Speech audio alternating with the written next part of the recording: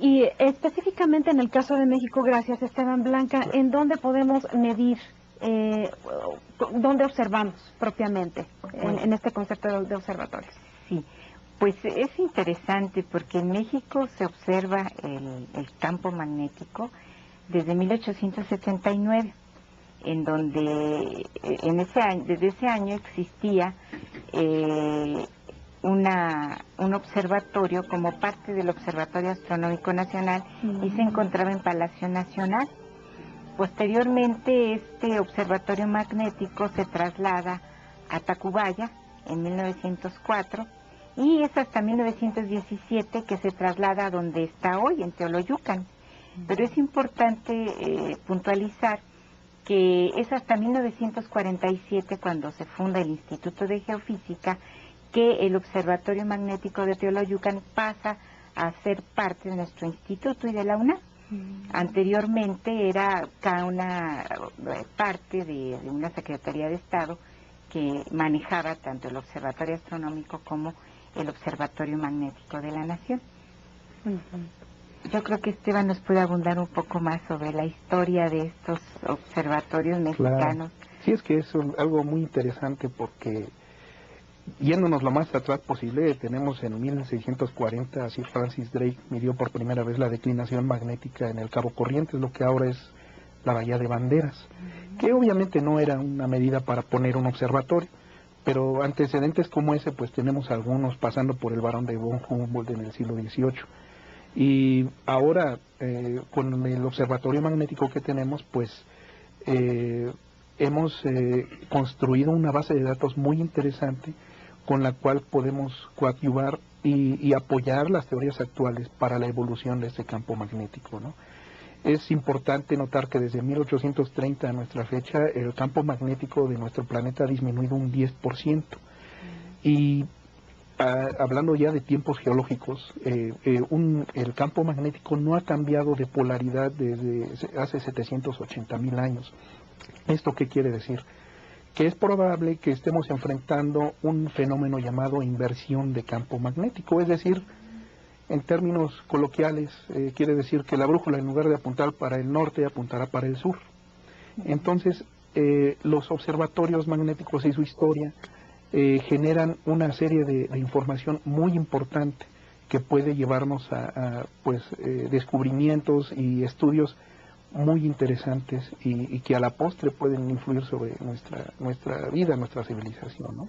Y ya que hablas de variaciones y de esto que puede suceder y eventualmente lo vamos a ver reflejado, como decías, en la brújula, va a señalar para otro lado, a mí me gustaría preguntarte, ¿qué es lo que da origen a las variaciones del campo electromagnético, Esteban? Bueno, el campo electromagnético es otra cosa. El campo magnético puramente, el campo del que magnético, estamos hablando, así hay una serie de efectos, ¿no? Como yo te platicaba hace un momento, Montserrat, el volumen que tenemos en el núcleo exterior de la Tierra se verifica entre los 2.900 y 5.000 kilómetros de profundidad. Estos cambios, a comparación de las variaciones externas, son de un cambio muy pequeño.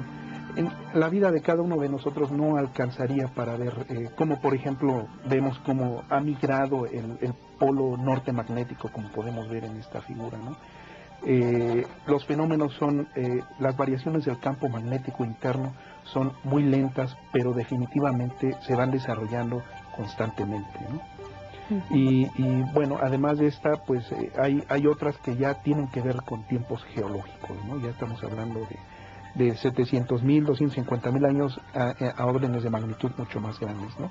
Aquí, pues por ejemplo, tenemos la migración del polo sur magnético, que pues bueno, dicho sea de paso, cuando se descubrió el polo norte, pues llegaron a poner una banderita en el polo norte y al otro día fueron a medir con los magnetómetros que llevaban, o sea, el polo norte se había movido unos metros, ¿no? Porque estaban buscando el polo norte magnético. Entonces, pues en perseguir este polo norte se dieron cuenta que presenta variaciones diarias, pero que ya tienen que ver con fuentes externas, básicamente. Esta otra figura es una demostración matemática, un análisis matemático, en el que Glassmayer y Olson en 1995 expusieron al público para demostrar cómo el campo magnético a través del tiempo puede irse invirtiendo. Pero digamos, quiero hacer hincapié en que estas variaciones son muy, muy lentas.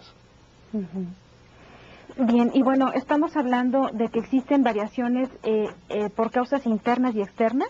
¿Estoy en lo correcto? Y hemos venido hablando básicamente de lo que son las internas, con todos estos movimientos, etcétera. Nosotros vamos a ir a una breve pausa y regresando de la pausa vamos a platicar ahora de cuáles son las variables externas para poder tener un panorama más completo del impacto que tienen las variaciones justamente del campo magnético. Les recordamos nuevamente nuestros teléfonos 5622-8720, 5622-8728, así como nuestra dirección de correo electrónico mirador@cuaes.unam.mx. Gracias por mirarnos en Mirador Universitario. Volvemos en un momento.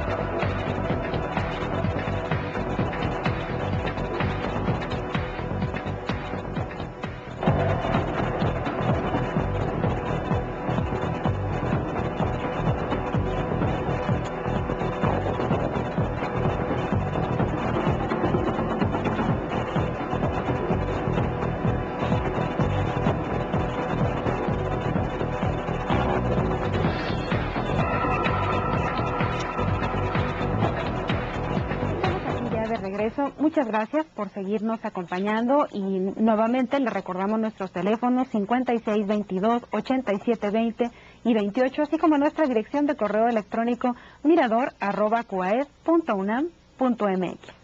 Y bueno, estamos hablando de las variaciones del campo magnético. Habíamos venido comentando ya cuáles son algunas de las causas internas. Yo quiero preguntarle en esta ocasión a nuestros expertos, ¿cuáles serían las causas externas propiamente? Blanca. Bueno, la causa externa de las variaciones del campo magnético es sin duda el Sol a través de su actividad.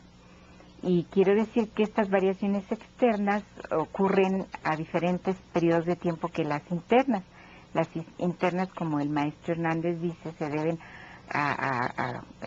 se originan en cambios en el núcleo fluido de la Tierra y se dan a lo largo de cientos de miles de años. En cambio, las externas se dan a lo largo de minutos, segundos, horas, días y tal vez algunas decenas de años. Y el culpable de esta clase de variaciones es precisamente nuestro Sol. Aquí estamos viendo una imagen del Sol con sus manchas. Estamos viendo que estas manchas varían con el tiempo su número y describe lo que conocemos como la actividad solar. El Sol es una estrella que emite una gran cantidad de masa y de partículas energéticas al exterior, no nada más luz, que es lo que nosotros más conocemos y con lo que estamos más familiarizados de nuestro astro. Cuando tiene estas explosiones como las que vemos aquí, tomadas, son fotografías y películas tomadas de lo que está haciendo el Sol, estas grandes eyecciones de material, que se llaman eyecciones de masa coronal, todo este material que el Sol está lanzando al medio interplanetario, y que lo llena, el Sol llena todo el medio en el que están los planetas y los cuerpos del sistema solar con su atmósfera y con su campo magnético.